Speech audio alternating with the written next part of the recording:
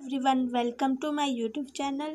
आज मैं आपको एक्सरसाइज 13.3 का क्वेश्चन नंबर 10 करवाऊंगी और हो सके तो प्लीज़ मेरे पिछले वीडियोस को ज़रूर देखें जिसमें मैंने बेस थ्योरम और टोटल प्रोबेबिलिटी थ्योरम अच्छे ढंग से डिराइव करवाई है। तो क्वेश्चन नंबर 10 में क्या बोल रहा है? Suppose a girl throws a die, ठीक है।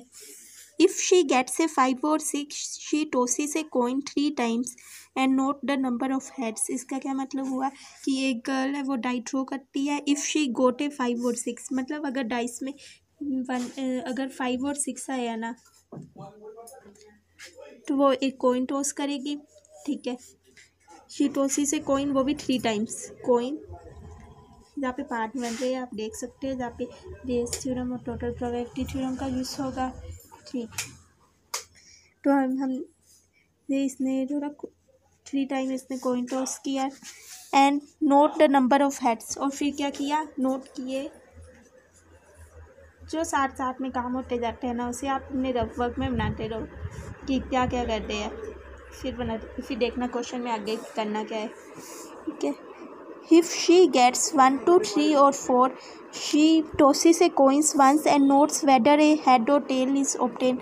अदरवाइज मतलब अगर 5, 6 नहीं आया, बाकी सब आए, तो फिर ये क्या करेगी, पहले इसकी पार्ट की प्रोबेबिलिटी लिख लो। इस पार्ट की प्रोबेबिलिटी मैं लिखते जाती हूँ 2/6 और 1 बाकी की हो जाएगी 4/6। से मैंने साथ में लिख दिया, फिर बाद में कंफ्यूज ना हो कि 2/6 4/6 कैसे आया।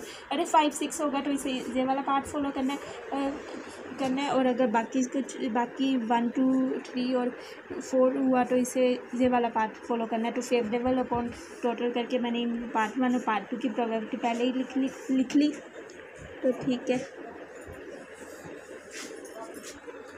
तो मैंने पार्ट 1 पार्ट 2 की प्रोबेबिलिटी लिख ली है। अब आगे क्या बोला है, अगर हमने P2 पार्ट चुना तो हम क्या करेंगे, हम भी इस केस में भी हम एक कोइन ही टॉस करेंगे ना, ठीक है। कोइन टॉस किया, सिर्फ वंस, मतलब सिर्फ एक बार ही करना, उसमें 3 बार और इसमें भी once. And notes whether a head or tail is obtained, और ये करना है, नोट करना है हेड और टेल, बस ये नोट करना है कि हेड आया या टेल आया, ठीक है। जबकि लास्ट केस में हमने करना था कि कितने हेड्स है, ठीक है। ये दोनों पार्ट हो गए। अब हमें निकालना क्या है, हर एक पार्ट को ध्यान से देखो। क्वेश्चन दिखने में टफ है लेकिन है बिल्कुल easy. If she obtained exactly one head, what is the probability that she knew 1, 2, 3, 4 with the die? अब देखो, जहाँ पे पहले टोटल प्रोबेबिलिटी थ्योरम का यूज़ करेंगे, जहाँ बेस थ्योरम का। पहले ये देखो, कुछ कंडीशन दी है, कुछ हमें गिवन है। हाँ, ये वाली लाइन हमें गिवन है कि she obtained exactly one head, तो मतलब हम इसमें करेंगे बेस थ्योरम का यूज़, ठीक है। और हमें निकालना क्या है, जिसकी प्रोबेबिलिटी हमें निकालनी है वो लिखना होता है सबसे ऊपर। What is the probability that she threw 1, 2, 3 और 4 विद द डाई, मतलब हमें निकालने की वो 1, 2, 3, 4 मतलब पार्ट 2 फॉलो कर रही है। सिंपल हमें निकालनी है प्रोबेबिलिटी ऑफ पार्ट 2 अपॉन जो गिवन है। तो पार्ट 2 और गिवन क्या है, हमें गिवन वाला इवेंट नीचे लिखते हैं। If she obtained exactly 1 head, तो 1 हेड, ठीक है। सबसे पहले ये पता होना जरूर चाहिए कि हम निकाल क्या रहे हैं, वरना तो ऐसे हो जाता है जब पता ही नहीं हो कि हमें निकालना क्या है। हमें जिस चीज़ निकालनी है, जहाँ पे P2 पार्ट 2 डिनोट कर रहा है, और 1 हेड से हमें गिवन है इवेंट, ये 1 हेड एक इवेंट है ना। इसे मैं किसी और इवेंट ऐसे करती हूँ, मैं इसे H के नाम से कर देती हूँ डिनोट, जहाँ पे सिंपल H लिख दो, जहाँ पे H रिप्रेजेंट 1 हेड। मतलब ये हमें दिया गया कि उसे 1 हेड आया, ठीक है। वो किस पार्ट से आया वो नहीं दिया है, बस ये दिया कि उसे 1 हेड मिले। और हमें निकालनी है कि वो पार्ट 2 को फॉलो करके निकला वो, मतलब कि पार्ट 2 को फॉलो वाला वो होगा, वो फेवरेबल होगा और टोटल होगा, मतलब टोटल में होंगे पार्ट 1 और पार्ट 2 प्लस, और फेवरेबल में आएगा पार्ट 2। पहले जब इसका फॉर्मूला के तरीके से लिख लो। फॉर्मूला क्या था इसका, P2/H है ना। जे 1 हेड को मैंने H से डिनोट कर दिया, तो इसमें हम उल्टा कर देंगे H/P, प्रोबेबिलिटी ऑफ P2, जहाँ पे P2 है, ठीक है।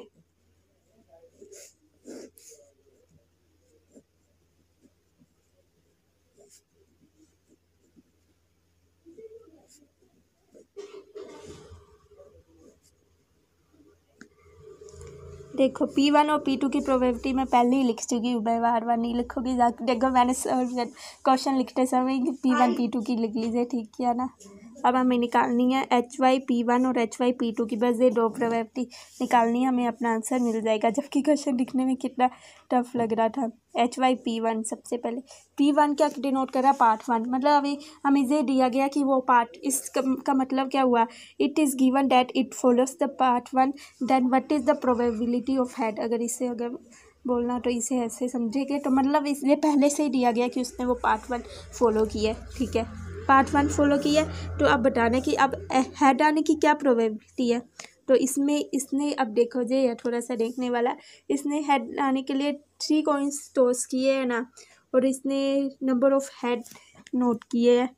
देखो और क्वेश्चन में एक ये बात तो आप नोटिस ये बात बोली है, इफ़ शी ऑब्टेन एग्जैक्टली बोला है, मतलब इसमें 2 हेड 3 हेड नहीं आ सकते। तो जहाँ पे एच इवेंट पे 1 हेड वाला डिनोट कर रहा है, जहाँ पे 2 हेड और 3 हेड वाले नहीं लेने केसेस। तो ठीक है, हमने ना एक कॉइन को 3 टाइम टॉस किया, तो क्या क्या प्रोबेबिलिटी हो सकती है, या तो हेड।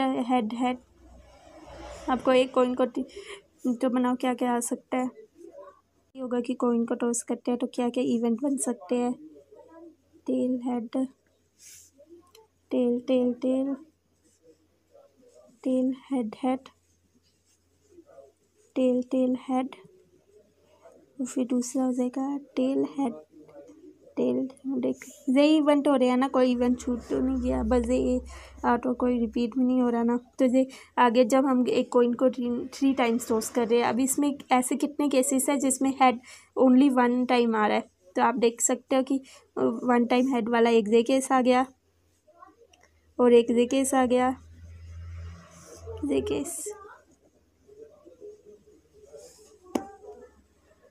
आगे जिसमें हम सॉरी ये केस नहीं होगा, जहाँ पे तो एक भी हेड नहीं है। एग्जैक्टली 1 हेड वाले देखो, एग्जैक्टली 1 हेड वाले एक ये वाला केस बनेगा, क्योंकि जहाँ पे भी 1 हेड है, जहाँ पे भी 1 हेड है, और जहाँ पे भी 1 हेड है। ओ देखो तो कोई छूट तो नहीं गया, चेक कर लेना एक बार। तो ये 3 केसेस आएंगे और टोटल कितने हैं 8, तो इसकी हो जाएगी 3/8। समझ गए, 3/8। हमें जहाँ पे एच का डिनोट कर रहा है 1 हेड, मतलब 1 हेड वाले केस देखने हैं।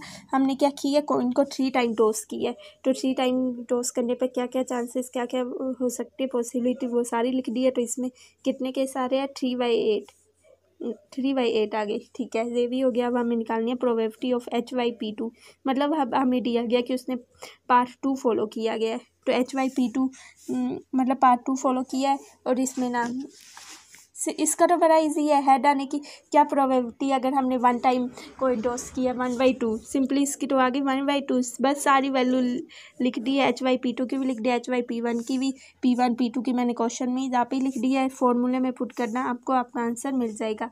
और प्लीज़ मेरे चैनल को लाइक शेयर एंड सब्सक्राइब करते रहिए।